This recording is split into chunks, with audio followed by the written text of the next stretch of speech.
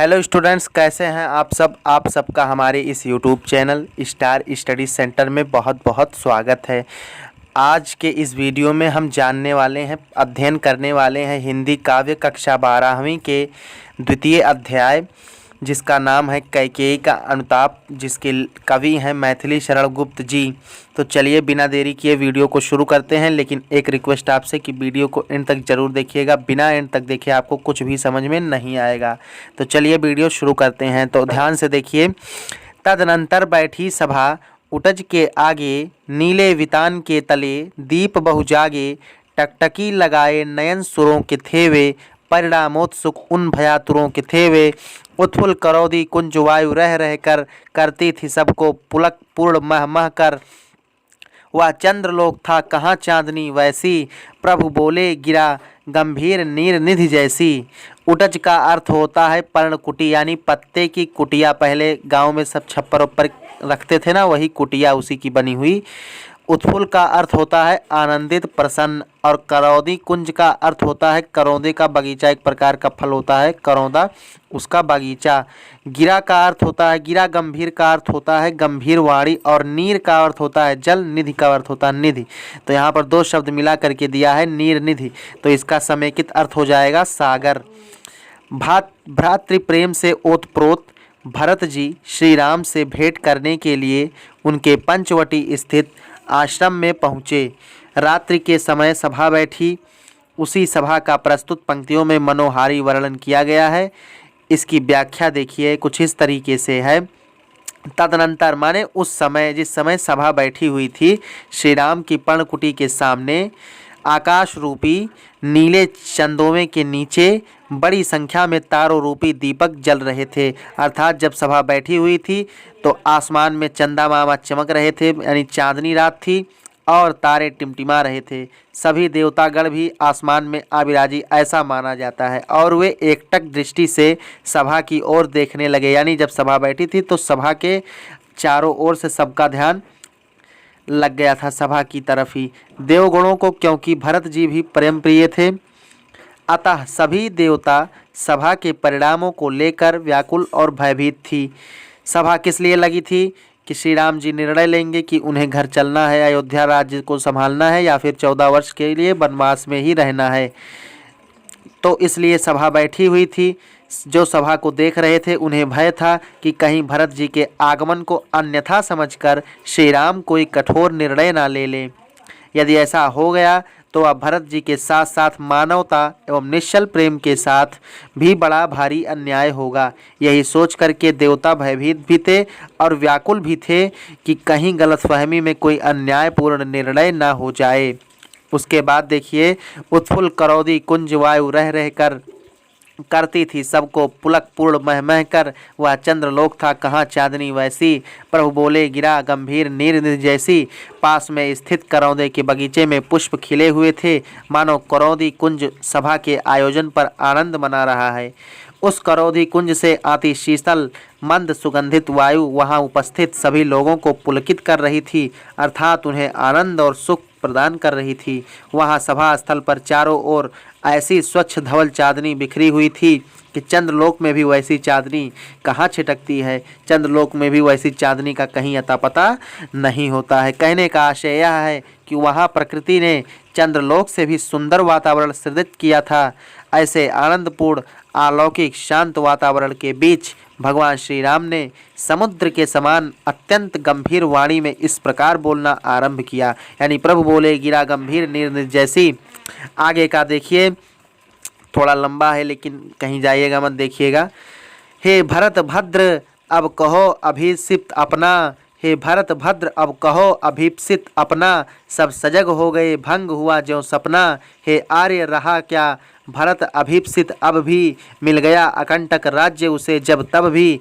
पाया तुमने तरुतले अरण्य बसेरा, रह गया अभिप्सित शेष तदपि क्या मेरा। तनु तड़प तड़प कर तप्त त्याग ने तात ने त्यागा, क्या रहा अभीप्सित और तथापि अभागा। हाँ इसी आयश के हेतु जनन था मेरा, निज जननी ही के हाथ हनन था मेरा। अब कौन अभीप्सित और आर्य वह किसका, संसार नष्ट है भ्रष्ट हुआ घर जिसका। मुझसे मैंने ही आज स्वयं मुँह फेरा, हे आर्य बता दो तुम्ही अभीप्सित मेरा। प्रभु में भाई को पकड़ हृदय पर खींचा, रोदन जल से सविनोद उन्हें फिर सींचा। उसके आशय की थाह मिलेगी किसको, जनकर जननी ही जान न पाई जिसको। भ्रातृ प्रेम से ओतप्रोत भरत श्री राम से भेंट करने के लिए उनके पंचवटी स्थित आश्रम में पहुँचे। रात में सभा बैठी और श्री राम ने भरत से उनकी इच्छा पूछी। इस पर भरत अत्यधिक व्याकुल हो उठे और इन पंक्तियों में राम और भरत के मनोभावों को बाड़ी प्रदान की गई है। इसको जरा देखिए। श्री राम जी भरत से कहते हैं कि हे शिष्ट स्वभाव वाले भरत, अपनी मनोकामना बताओ, आप अपनी इच्छा के बारे में बताओ। राम के इस प्रश्न को सुनकर वहां उपस्थित समस्त समुदाय सजग हो गया। जैसे ही राम की वाणी को सुनते हैं सब एकाएक सजग हो जाते हैं, जैसे सब स्वप्न देखते देखते जाग उठे हों। श्री राम के प्रश्न को सुनकर भरत ने दुखपूर्ण हृदय से कहा कि हे श्रेष्ठ राम, मेरी कोई भी मनोकामना शेष नहीं रही। मुझे तो बाधा रहित राज्य प्राप्त हो गया। हे भाई, मुझे राज्य मिल गया और आपको वृक्ष के तले कुटिया बनाकर अरण्य बसेरा मिल गया। अब आप ही बताइए कि मेरी कौन सी मनोकामना शेष रह गई है। भरत जी भावुकता के साथ कहते हैं कि पिताजी ने तड़प तड़प कर अपना शरीर त्याग दिया, अपने प्राण को त्याग दिया, क्या फिर भी मेरी कोई अभागी मनोकामना शेष रह गई है। मुझे दुख है कि मेरा जन्म इस अपयश को प्राप्त करने के लिए ही हुआ था और मेरी मानसिक और चारित्रिक हत्या स्वयं मेरी माता ने ही कर दी थी। हे भाई, जिस व्यक्ति का घर और संसार सभी कुछ नष्ट हो गया हो, तब उसकी कौन सी इच्छा शेष रह गई है।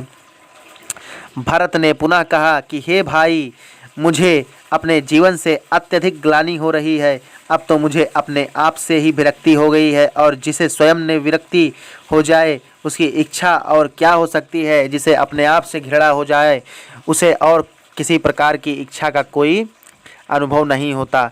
भरत के इन वचनों को सुनकर श्री राम ने गदगद होकर उन्हें खींचकर अपने हृदय से लगा लिया, अर्थात वो गले मिल गए और अपने आंसू उन पर बरसाते हुए कहा कि जिसके उच्च भावों की गहराई का अनुमान स्वयं जन्म देने वाली माता तक न कर पाई, उसके हृदय की थाह किसी दूसरे को कैसे मिल सकती है। इन पंक्तियों में भ्रातृ हृदय की गहराई को स्पष्ट करने का प्रयास किया गया है। मैथिली शरण गुप्त जी ने बड़ी सरसता और भावात्मकता के साथ इस प्रसंग को अभिव्यक्त किया है। श्री राम द्वारा पूछा गया प्रश्न भरत के हृदय को उद्वेलित कर देता है। ऐसा लगता है मानो हृदय का सारा आवेग उमड़ कर बाहर आ गया है। आगे देखिए, यह सच है तो अब लौट चलो तुम घर को, यह सच है तो अब लौट चलो तुम घर को। चौंके सब सुनकर अटल के कई ईश्वर को, चौंके सब सुनकर अटल के कई ईश्वर को। सबने रानी की ओर अचानक देखा, वैधत्व तुषारा वृता यथा विधुलेखा। बैठी थी अचल तथापि असंग तरंगा, वह सिंही अब थी हाहा गोमुखी गंगा। हा जनकर भी मैंने न भरत को जाना, सब सुन ले मैंने न भरत को जाना। सब सुन ले तुमने अभी यह माना, यह सच है तो फिर लौट चलो घर भैया। अपराधीन मैं हूँ तात तुम्हारी मैया। ये पंक्ति है, इसको देखिए। इसमें अटल शब्द का अर्थ है स्थिर, वैधत्व का अर्थ होता है विधवापन, यानी कैकेयी के पति जो हैं राजा दशरथ की मृत्यु हो जाती है। तो जब किसी स्त्री की मृत्यु हो जाती है, किसी स्त्री के पति की जब मृत्यु हो जाती है तो स्त्री जो है वैधत्व का जीवन व्यतीत करती है। ठीक उसी प्रकार से कैकेयी के पति की मृत्यु हो गई और कैकेयी वैधत्व का जीवन व्यतीत कर रही थी। तुषारावृता का अर्थ होता है पाले से ढकी हुई। सुबह सुबह जब पाला गिरता है तो घास के ऊपर पड़ जाता है, देखे होंगे। विधु मतलब विधु लेखा का अर्थ होता है चंद्रमा की किरण। विधु का अर्थ होता है चंद्रमा की किरण और लेखा का अर्थ होता है किरण, यानी विधु लेखा है। असंख्य माने असंख्य, तरंगा मतलब तरंगों वाली, यानी अगणित लहरों वाली असंख्य तरंगा का अर्थ होगा। इसका अर्थ देखिए, श्री राम ने कैकेयी को संबोधित करते हुए कहा था कि भरत की जननी होते हुए भी वे उन्हें समझ नहीं पाई। उसी बात को लक्ष्य कर कैकेयी राम से कहती हैं कि हे राम, यदि तुम्हारी बात सत्य है कि मैं माँ होते हुए भी भरत को समझ नहीं पाई हूँ, तो अब तुम घर को लौट चलो, अर्थात अपनी नासमझी से मैंने जो तुम्हारे वनवास की कामना की थी, मैंने जो तुम्हारे वनवास के लिए वचन मांगा था, मेरी उस भूल को भुला दो। कैकेयी के इस दृढ़ स्वर को सुनकर सब चीख उठे। सबने अचानक रानी कैकेयी की ओर देखा। उस समय विधवा के वेश में वह सफ़ेद वस्त्र धारण किए ऐसी प्रतीत हो रही थी मानो कोहरे से ढकी चांदनी हो। यद्यपि कैकेयी निश्चल और स्थिर बैठी हुई थी, तथापि इसके बावजूद भी उसके हृदय में अनेक प्रकार के भावों की लहरें उठ रही थी। सिंहनी जैसा रूप धारण करने वाली वह कैकेयी अब गोमुखी गंगा के समान शांत, शीतल और पवित्र हो उठी थी, अर्थात उसके मुख से गंगा जल के समान कल्याणकारी और मधुर शब्द निकल रहे थे। कैकेयी ने राम से कहा कि यह सत्य है कि भरत को जन्म देकर भी मैंने उसे न पहचान सकी। सभी व्यक्ति मेरी इस बात को सुन ले। राम ने अभी अभी इसी बात को स्वीकार किया है। हे राम, यदि यह सत्य है कि मैं भरत को जन्म देकर भी उसे न पहचान पाई और तुम्हें वन भेजने में उसका कोई हाथ नहीं था, तो मेरे अपराधों की सज़ा तुम भरत को क्यों देते हो? तुम्हें वन भेजने में वास्तविक अपराधनी तो तुम्हारी यह माता है, इसलिए दंड की भागी भी तो मैं ही हूँ। इसलिए तुम मुझे जी चाहे जितना चाहे दंड दे दो, किंतु घर को लौट चलो। यदि तुम ऐसा नहीं करोगे तो यह भरत के लिए दंड स्वरूप ही होगा। फिर वह कौन सा न्याय है कि अपराध मैं करूं और उसका दंड भोगे भरत। दुख ने कैकेयी को मलिन और उदास बना रखा था। इसी कारण कवि ने उसे कोहरे से ढकी चांदनी कहा है। कवि ने कैकेयी को परिवर्तित स्वभाव की अनुपम कल्पना की है। इसी कारण पूर्व प्रसंगों में उसे सिंहनी और वर्तमान परिवर्तित रूप के लिए गोमुखी गंगा के समान शांत और पवित्र बताया है। कैकेयी पश्चाताप की आग में जल रही है। उसका हृदय पश्चाताप की अग्नि परीक्षा से निर्मल और उदात्त हो उठा है। प्रस्तुत पद्यांश की भाषा साहित्यिक खड़ी बोली है और इसकी शैली प्रबंध है। प्रबंध शैली में लिखा गया है। उत्प्रेक्षा, उपमा और रूपक अलंकारों से सुशोभित है। प्रस्तुत पद्यांश में शांत रस की निष्पत्ति हुई है। शब्द शक्ति लक्षणा है, गुण प्रसाद है और छंद सवैया छंद है। ये आपका है इस तरीके से। इसके बाद देखिए, दुर्बलता का ही चिन्ह विशेष शपथ है, पर अवलंबन अवलाजन के लिए कौन सा पथ है। यदि मैं उकसाई गई भरत से होऊं, तो पति समान ही स्वयं पुत्र भी खोऊं। ठहरो मत रोको मुझे, कहूँ सो सुन लो। पाओ यदि उसमें सार, उसे सब चुन लो। करके पहाड़ सपाप मौन रह जाऊं, राई भर भी अनुताप न करने पाऊं। थी सन क्षत्र शश निशा, ओस टपकाती रोती थी नीरो। सभा हृदय थपकाती, उल्कासी रानी दिशा दीप्त करती थी। सब में भय विस्मय और खेद भरती थी। क्या कर सकती थी मरी मंथरा दासी, मेरा ही मन रह न सका निज विश्वासी। इसका अर्थ देखिए, राम और भरत के परिसंवाद को सुनकर कैकेयी ने अपनी भूल स्वीकार करते हुए स्पष्ट किया कि शपथ यानी सौगंध खाना यद्यपि व्यक्ति की कमजोरी का प्रमाण है। जब कहीं व्यक्ति कमजोर पड़ता दिखाई देता है तो वो शपथ को अपनी ढाल बना करके कहते नहीं है कि कसम से मैंने ये काम नहीं किया, कसम खा लेते हैं।